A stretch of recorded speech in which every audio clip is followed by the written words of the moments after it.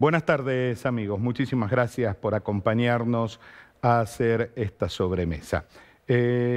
No está aplicable el decreto que supuestamente iba a exigir a las personas que usen el transporte público exhibir su carné de vacunación. En el decreto publicado por el gobierno de la provincia, eso no está contemplado. Sí, algunos funcionarios dicen que están estudiando cómo hacerlo, cómo llevarlo adelante. Mientras tanto, algunos gremios, como es el caso de la UTA, se oponen terminantemente a esto porque los choferes no están facultados para hacer ese tipo de control. Además, si nos remontamos un poquito en el tiempo, nos vamos a acordar cuando se pone en vigencia el boleto electrónico, comprar con la tarjeta. ¿Qué pasó en ese momento? Los primeros que reclamaban que las personas paguen su boleto con la tarjeta electrónica eran los propios choferes, quienes decían, señores, nos tenemos que concentrar en manejar y no en cobrar, dar vuelto, etcétera, etcétera. Entonces sería absolutamente contradictorio que ahora lo quieran poner a los choferes a controlar si las personas tienen o no el carnet de vacunación para subir a la unidad. Después decían, bueno, será la policía la que suba a controlar. Pero se plantea el otro problema. Las comisarías, las subcomisarías de los distintos barrios están sin personal. Los vecinos reclaman y denuncian olas de inseguridad muy importantes en la provincia. Sabemos que la cantidad de efectivos no es la necesaria, entonces también sería contradictorio sacar efectivos de las calles para ponerlos a controlar si las personas tienen o no el certificado de vacunación. Sí está en vigencia en las oficinas públicas, inclusive San Salvador de Jujuy, la municipalidad ha adherido. Los gremios están hablando y están diciendo que no están de acuerdo con la obligatoriedad. Sí están de acuerdo con la necesidad que las personas se vacunen y en eso estamos todos sumidos en esa campaña. Todos queremos que todas las personas estén vacunadas y lo está diciendo alguien que está vacunado. Pero tampoco se puede hacer con manus militaris esto, hay que hacerlo bien. Y acá voy a hacer un paréntesis y este va a ser el tema que vamos a conversar hoy. A mediados del año pasado, cuando la pandemia estaba en su peor momento, venían sugerencias de distintos organismos internacionales, distintos organismos nacionales, no oficiales, sino lugares académicos, universidades, donde les recomendaban a los funcionarios públicos, a aquellos que tenían la responsabilidad de administrar esta pandemia, hablar con el lenguaje apropiado, usando las palabras apropiadas, inclusive en una conversación muy rica que tuvimos con nuestro colega y amigo Gastón Ortiz en Radio 2, el que es un especialista en estas cuestiones, también remarcaba la necesidad de llamar al virus como corresponde, que no es lo mismo un virus que un bicho. También decía, señores, no es una guerra, como muchas veces planteaban el propio Morales, estamos en guerra, nos van a entrar algunos cañonazos. Este lenguaje inapropiado hizo que también cunda la confusión general en muchos temas que quizás ya podrían estar resueltos. Y con el tema de la obligatoriedad también surge la misma situación. Hay que hacer las cosas, pero hay que hacerlas bien. El caso de la provincia de Córdoba, una provincia que está muy complicada con el tema COVID, con la variante Delta ya con circulación comunitaria, no se atrevió a ir a una cuestión obligatoria. Córdoba dijo, señores, estamos en problema, no podemos ir a la obligatoriedad porque las condiciones no están dadas, porque es una vacuna de carácter estrictamente experimental, porque para que sea obligatoria tiene que ser una ley del Congreso de la Nación. Así que lo que se va a hacer es intensificar las campañas para que las personas vayan voluntariamente y conscientemente a vacunarse, entendiendo que es una necesidad. De esto vamos a hablar hoy porque nos va a acompañar el psicólogo Néstor Martiarena. Hacemos una brevísima pausa de 30 segundos y ya estamos con ustedes.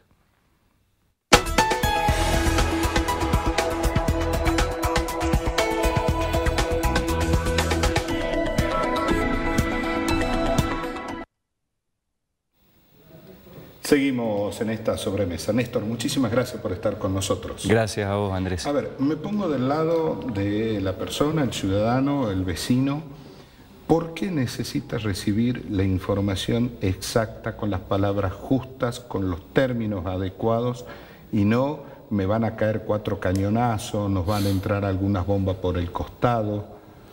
¿Por qué la importancia de esto? Bueno, a ver, hay una teoría en comunicación social, la teoría de la acción comunicativa, de Jules Habermas, que plantea la importancia que tiene la comunicación para la construcción de una sociedad democrática. Y si lo vemos desde la psicología, la subjetividad tiene mucho que ver con cómo estamos atravesados por el lenguaje, por la cultura, por la comunicación. Y si lo llevamos inclusive al ámbito de una organización gubernamental, en la psicología de las organizaciones y el trabajo hay un teórico francés, Arifian, que plantea la organización que aprende. Y en la organización que aprende, que tiene que ver con las nuevas empresas y las nuevas organizaciones públicas y privadas, lo importante es la comunicación. Porque sin comunicación uno no descubre qué potenciales tenemos para seguir creciendo, desarrollándonos y teniendo, bueno, una sociedad más justa, una organización más justa. Tomando estas 3 referencias teóricas, ¿a qué voy? Cuando la comunicación gubernamental acude al llamamiento al miedo, al autoritarismo, a la autocracia, yo vengo insistiendo desde hace varios años, el gobierno de Gerardo Morales es un gobierno autocrático y lo hace notar continuamente en el modo en que comunica. Y no solo, esto ya no es solo comunicación, también son las acciones que comete, porque en este caso, otra vez sopa, otra vez un hecho concreto, un decreto en donde se pone delante el carro y atrás el caballo, en donde se antepone la voluntad omnímoda de un gobernador que dice yo quiero que sea obligatoria, pero hete aquí que previamente, como bien vos magistralmente lo expusiste en la introducción, no se realizó ninguna mesa de conversación, de concertación para establecer cómo vamos a hacer como sociedad democrática, con acuerdo de todas las partes interesadas, cómo vamos a hacer para ir hacia una mayor cantidad de personas vacunadas. Es más, ni siquiera se le pidió al Colegio de Abogados una opinión técnica. Ahí está. Es más, hablamos en Radio 2 con el doctor Marcelo Elías y él dice, nosotros estamos dispuestos a dar una opinión técnica sobre este decreto. Yo considero que esto se resume en que la democracia jujeña está absolutamente degradada y está concentrada en la personalidad de su gobernador. Los 3 poderes están bajo su control y ahora también pareciera que intenta imponer de un modo totalmente individual y solitario cuál va a ser el destino de la salud de los ciudadanos y las ciudadanas. Y en ese sentido yo vuelvo a marcar el alerta como lo vengo haciendo desde hace un par de años. O sea, estamos en una autocracia y las autocracias horadan la posibilidad de diálogo, comunicación y acuerdo. Y esto hay que planteárnoslo como sociedad, más allá de los partidos políticos. Esto no es una discusión partidaria. Esto es una discusión de civilidad, esto es una discusión democrática, esto es una discusión incluso humanista respecto a cómo debemos comportarnos. Cuando en Radio 2 conversábamos con Claudia y Judith este tema de Córdoba, en ese momento yo planteaba, Córdoba no va hacia la obligatoriedad, sino adopta el otro camino, porque es un gobierno más civilizado, decía yo. Esa era mi reflexión. Son más civilizados, entonces van en ese sentido. Y más, lo vemos en el caso del propio Macron. Bueno, es la Francia de la libertad, igualdad y fraternidad, pero Macron, pudiendo hacerlo obligatorio, tampoco lo hace. Entonces me parece que por ahí viene el tema. Hubo una marcha en Jujuy de aquellas personas que algunos la denominaron antivacuna, que yo no me atrevo a darle esa calificación. ¿Por qué? Es verdad, en esa marcha habían terraplanistas, antivacuna, aquellos que dicen que te inoculan un chip y qué sé yo, todas esas cosas, pero después habían otras personas que son pro vacuna, que dicen, señores, yo estoy vacunado y me voy a seguir vacunando las veces que sea necesario, pero así no. Exacto. Entonces me parece que ha generado hasta el efecto contrario en esto. Es que la salud no se construye sin salud mental. Y cuando vos imponés, actuás del mismo modo que suelen actuar padres, madres o sistemas familiares de hijos psicóticos esquizofrénicos, donde hay un doble discurso, una contradicción permanente y la construcción de un sujeto que está atravesado por esa contradicción, y eso genera la locura. Cuando tenemos gobernantes o un gobernador que en Buenos Aires dice una cosa, acá dice otra, a unos sectores sociales le dice una cosa, a otros le dice la contraria, tenemos un gobernador psicotizante, ¿sí? Nos vuelve locos, no entendemos, queremos algún tipo de certeza, queremos algún tipo de estructura, como cualquier sujeto que aspira a su salud mental. Y sin salud mental, insisto, no hay posibilidad de salud, porque la salud mental implica tener cierta estabilidad, cierta previsibilidad, ciertas certezas, dónde pararse.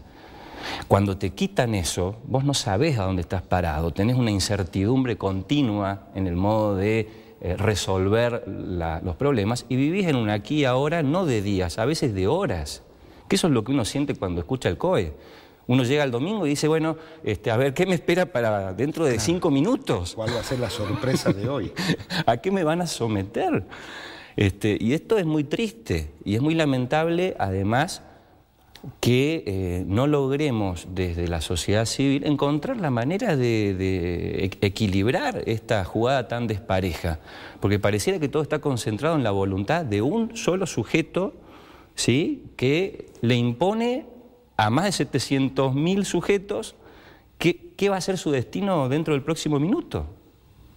Ahora, ¿qué pasa si mañana este gobernador psicotizante, listo, me arrepentí, no es obligatorio? Que puede ser, ¿eh? Y sería otra contradicción que reforzaría la tesis que estoy planteando. Porque cuando vas y venís, vas y venís, vas y venís en decisiones y te desdecís y te contradecís, uno justamente se sigue desorganizando mentalmente. Uno pierde el valor de la palabra. ¿Para qué habla si sé que lo que va a decir a los 5 minutos puede ser todo lo contrario? Ahora, me equivoco si digo que la persona, cualquiera, yo, usted, cualquiera, ¿nos rebelamos ante lo obligatorio y lo prohibido? ¿Me equivoco o no? Yo creo que... Cuando dicen es obligatorio, buscamos la manera de hacer trampa. Y cuando dicen esto está prohibido, éramos desde chicos. Buscamos la manera de hacerlo por la curiosidad de por qué está prohibido. Bueno, sin duda uno tiene esa tensión neurótica entre lo prohibido y lo permitido siempre está. Pero creo que incluso las prohibiciones, cuando están adecuadamente argumentadas y sobre todo adecuadamente conversadas, uno las acepta. Hay un contrato social. Yo creo que lo que se ha perdido en Jujuy, en términos más sociales que psicológicos, es el contrato social. No existe. Lo han roto delante de nuestra cara. Y las normas y el modo de comportarnos se nos impone día a día. Yo casi que no me espanto de usar la palabra dictadura, porque nos estamos aproximando a eso, en el modo de comportarnos. Perdón, la usó Juan José Gómez Centurión al referirse a esta decisión de Gerardo Morales. Gómez Centurión.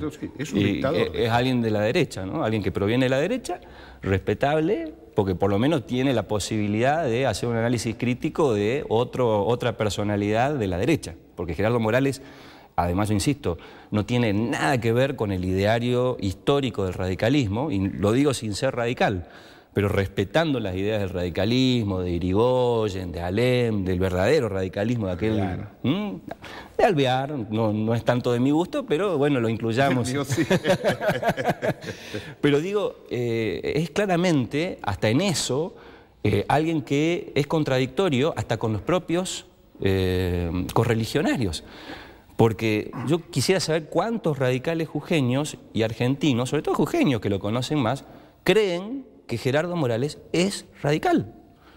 A mí me parece que no, me parece que claramente está más en el riñón de Gómez Centurión, y aún así Gómez Centurión, por lo que me contás, es una persona mucho más razonable, con la que se podría conversar. Ahora, esta obligación, y nos pongamos en la psiquis de las personas, ¿va a hacer que más gente quiera ir a vacunarse o no va a mover el amperímetro?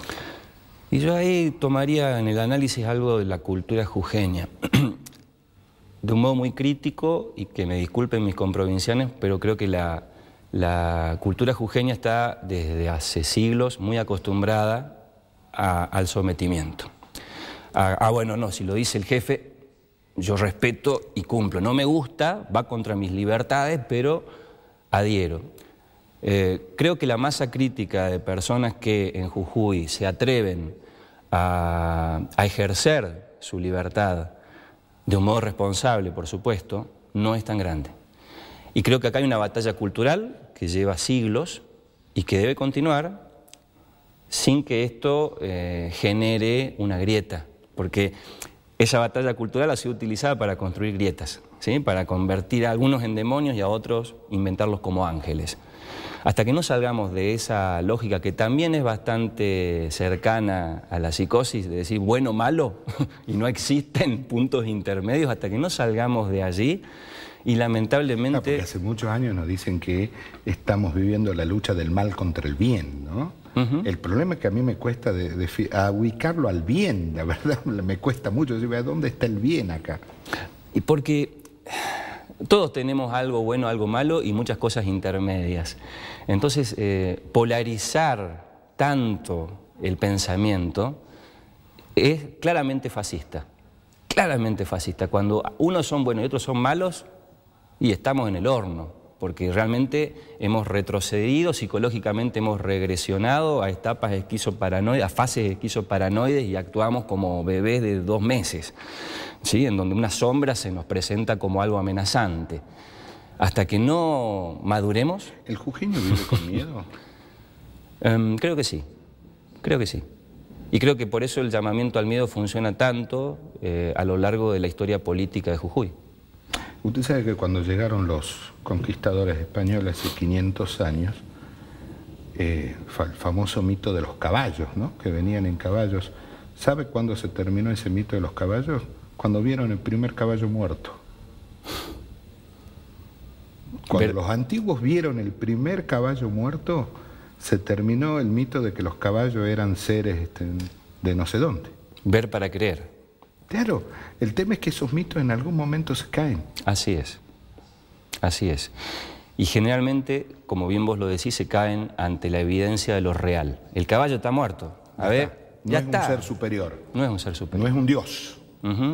El rey está desnudo. Listo, ya está. Está desnudo. Dejémonos embromar con creer de que es omnipotente. Está desnudo. Ahora, ¿por qué cree que hay sectores pro vacuna que salieron a la calle en Jujuy?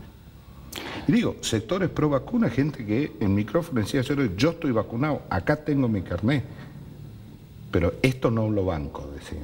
Porque creo que hay una pandemia previa a la del COVID y que es consustancial a la del COVID, pero es previa, y que es una pandemia de tipo del orden de la salud mental, y que la instaló el neoliberalismo desde los años 70 a esta parte, y que es la pandemia de quitarle valor al otro, volver superfluo al otro sujeto, a quien no soy yo, a convertirnos a todos en objetos de consumo. Y eso lo han sufrido los más humildes a lo largo de la historia, más claramente, y la clase media no estaba acostumbrada a sufrirlo. Pero en circunstancias como las actuales, también la clase media lo sufre y se da cuenta de que el otro con más poder lo pone en un lugar de superfluo. Vos no valés, vos no existís, vos no tenés voz, no tenés voto, no importa lo que vos pensés, lo que vos sintás. Y yo creo que incluso los que han salido siendo pro vacuna, han salido porque entienden de que hay una pandemia aún más preocupante y que es esta pandemia de la derecha neoliberal tratando de inculcarnos de que no existimos, de que no tenemos voz ni voto, de que con nosotros se hace lo que el mandamás decida. Sin libertades, y estamos en la provincia de la bandera de las libertades civiles, ¿no? Sí, por supuesto. Otra contradicción, porque deberíamos ser la provincia que más ofrezca en sus expresiones culturales y políticas a lo largo de toda su historia el ejercicio de las libertades civiles. Y sin embargo, somos el símbolo, así como Tucumán es el símbolo de la independencia, Jujuy debería, en sus comportamientos actuales, promover la salud mental en dirección al ejercicio de las libertades de un modo responsable. Pero las libertades civiles están cada vez más bastardeadas en la República Independiente de Jujuy. República separatista. Separatista, como decimos. Separatista. ¿Sí? ¿Se puede salir? Creo que sí. Creo que la humanidad siempre ha salido de situaciones aún más complejas. Siempre se puede salir si uno sueña que se puede y sueña despierto. Néstor, ya se nos acabó el tiempo, pero yo le voy a dejar un tema porque lo vamos a volver a invitar. Y hay un tema que hace mucho tiempo me da vuelta en la cabeza. ¿Por qué se dejó de estudiar filosofía? ¿Qué tema? En todas las carreras debería... En los colegios, a ver, tuve la suerte de ir a colegios humanistas donde se estudiaba mucha filosofía, no la historia de los filósofos. No. Se estudiaba filosofía. Aprender a pensar. ¿Por qué se dejó de estudiar filosofía, no? ¿Le parece que lo charlamos? Me encanta. Va en línea con lo que te hablaba del neoliberalismo y la superfluidad y lo que buscan hacer con la subjetividad humana. Gracias, Néstor, por habernos acompañado. Y a la audiencia, gracias. Muchas gracias. A ustedes, muchas gracias por habernos acompañado. Fue un programa absolutamente riquísimo, ¿no? Donde hablamos de los que nos pasa y los que nos puede pasar. Dios mediante nos juntamos mañana a las 2 de la tarde acá y hacemos otra sobremesa. Quédese que ya viene Palpala hoy. Chao, gracias.